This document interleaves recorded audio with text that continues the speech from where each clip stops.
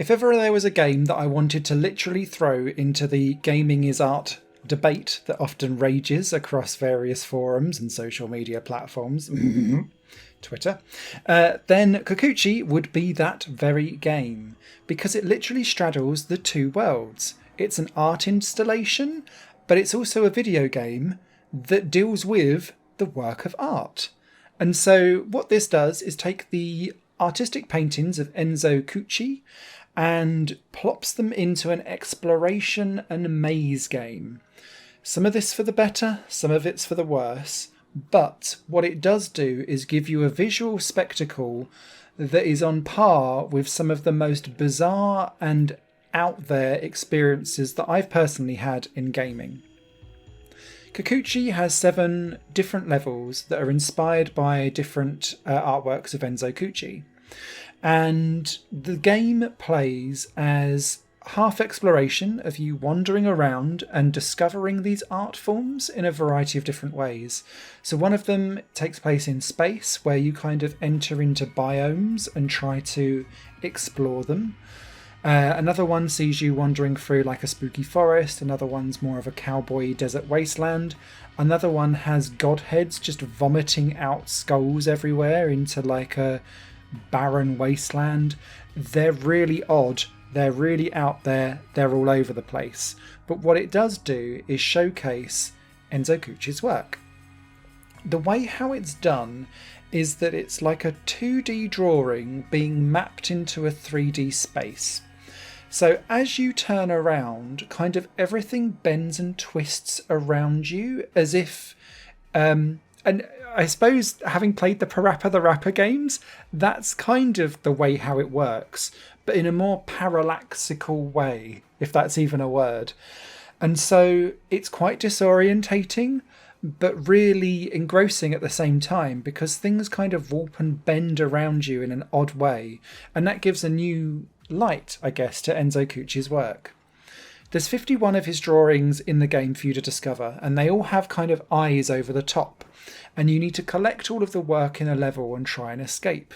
And this is where the gameplay element comes in. Apart from being a walking simulator style game where you explore around, there are maze sections where skulls, literally making like chomping noises, will move around these mazes, and you need to avoid them because every time they touch one, or you touch one, you lose one of your eyes, which is a piece of work and piece of art, and you need to escape with as many as possible. If you lose all your eyes, you get sent back to the beginning of the level.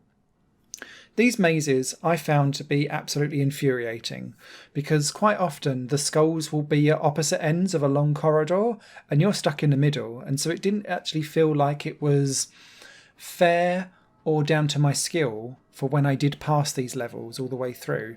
And it's interesting that in a game that's all about art and merging it in with gameplay, it's the gameplay element of this game that falls flat. And actually the art itself is really surrealistic for an experience for you to just see and seep in and enjoy. That was my main downside to Cuccchi. The big upside is the way how the art interacts with the music.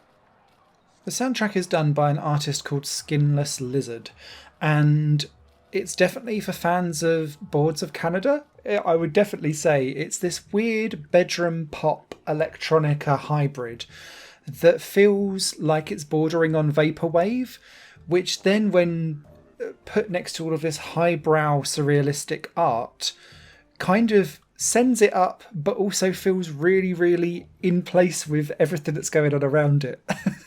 I can't describe it. It's just an odd but perfect match, and continues to show how weird and bizarre this world is. Is this game for everyone? Absolutely not. This is for people who want to explore the outer realms of gaming as art. Weird, surrealistic experiences. They're not even things that you can take away your own thoughts and feelings on, because like you'll be wandering around buildings with a pig with wings flying around above you, but there's no kind of rhyme or reason for it, and then you'll end up in like a circus act with like horses at the door going like hello, for no particular reason. It's the enjoyment of the what the hell is that I personally took away from Cuccchi as being its main asset. As you unlock the 51 artworks as well, you can then actually see the originals in a gallery on the side.